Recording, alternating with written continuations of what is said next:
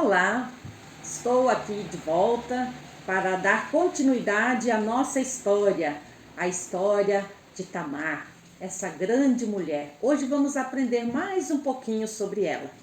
O versículo bíblico está em Gênesis capítulo 38, versículo 6.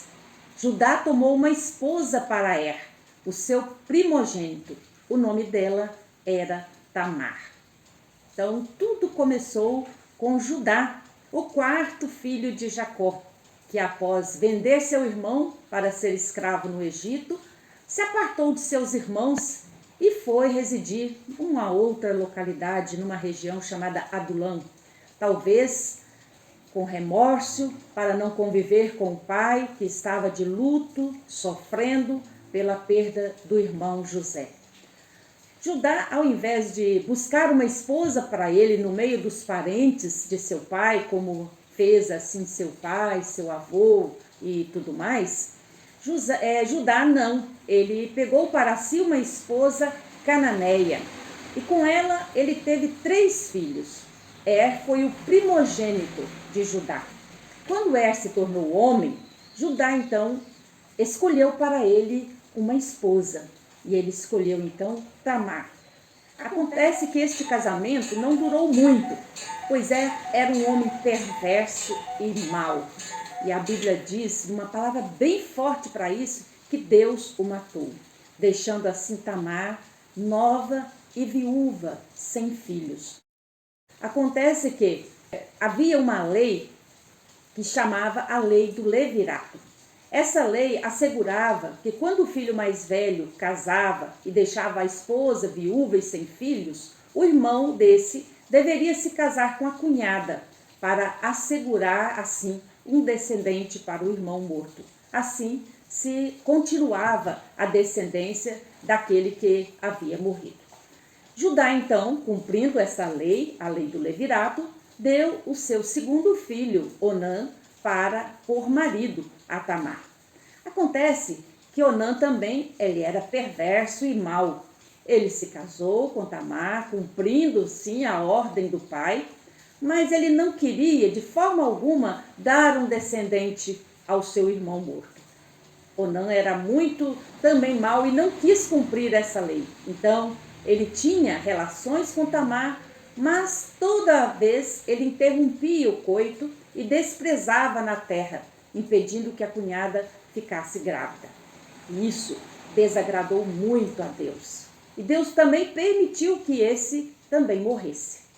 Tamar, imagino vocês, naquela época, como era difícil uma mulher ficar viúva e sem filhos. Ela não tinha segurança nenhuma. Então Tamar sofria em silêncio, mas perseverava na sua viuvez, esperando o cumprimento da promessa de Deus. Acontece que Judá tinha um outro filho, terceiro filho, que se chamava Selá. Esse ainda era muito novo. E Judá, imagino, ele não quis dar Selá para Tamar. Tudo bem, o Selá era ainda novo, mas ele então bolou um plano.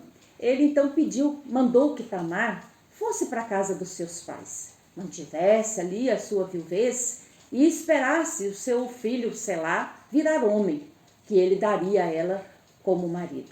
Na verdade, isso era uma artimanha de Judá, que ele não queria dar o seu filho Selá como marido para Tamar. Sabe por quê?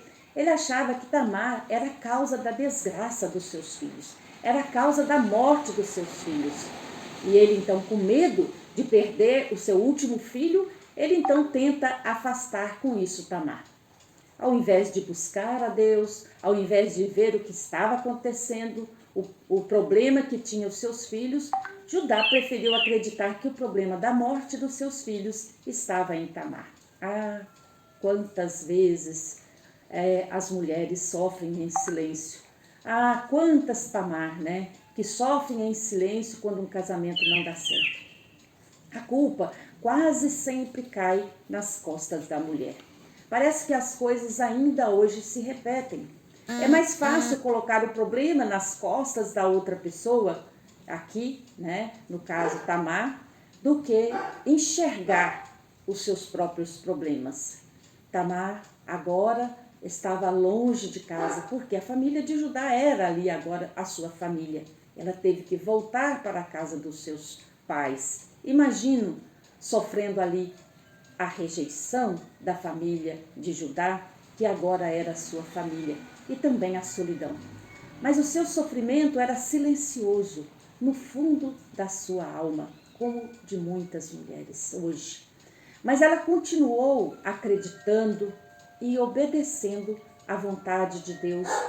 Quantas mulheres deprimidas que lutam dia e noite para dar uma vida digna às suas filhas e filhos.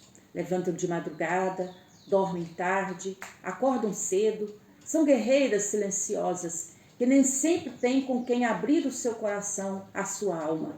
No nosso projeto, nós temos uma psicóloga que reúne com as mulheres e, por coincidência, essa psicóloga é a minha filha Kátia, que reúne com as mulheres, que dão a elas um espaço importante de conversa, de escuta, de abrir ali o seu coração, a sua alma, para aliviar também a sua alma, o seu coração.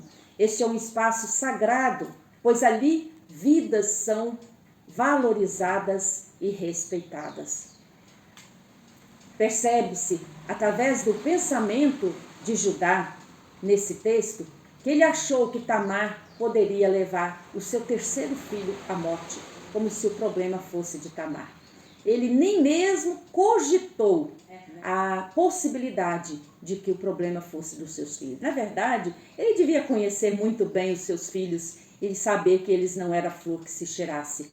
É mais fácil a gente jogar o problema nas costas de uma outra pessoa do que ver realmente onde está o problema e quando esse problema nos afeta, tem a ver conosco. Tamar, mesmo sendo uma estrangeira, ela ficou sabendo da história da família de Judá. Ela ouviu acerca das promessas feitas a Abraão, Isaque e Jacó.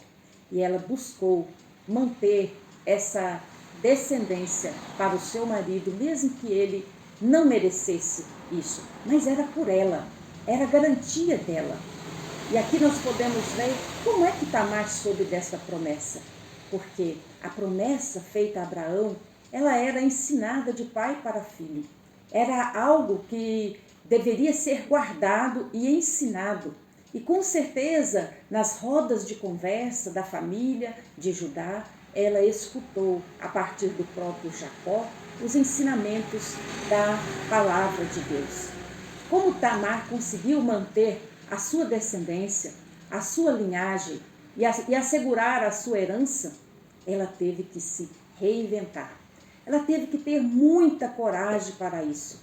Na verdade, ela arriscou a sua própria vida para conseguir essa descendência.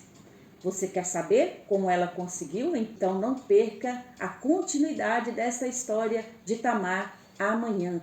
Amanhã a história dará uma reviravolta. Nós vamos ver o quanto essa mulher foi sábia, o quanto ela agiu com estratégia, com astúcia e também usou a sua intuição. Vamos orar. Senhor, que escuta no silêncio do nosso sofrimento. Olha para as muitas Tamares que ainda hoje sofrem por serem rejeitadas e injustiçadas. Tu que olhas para nós com um olhar de misericórdia, alcança-nos na nossa dor, renova as nossas esperanças e dá-nos estratégias para agir com sabedoria e discernimento. Em nome de teu Filho Jesus Cristo, nosso Senhor e Salvador. Amém.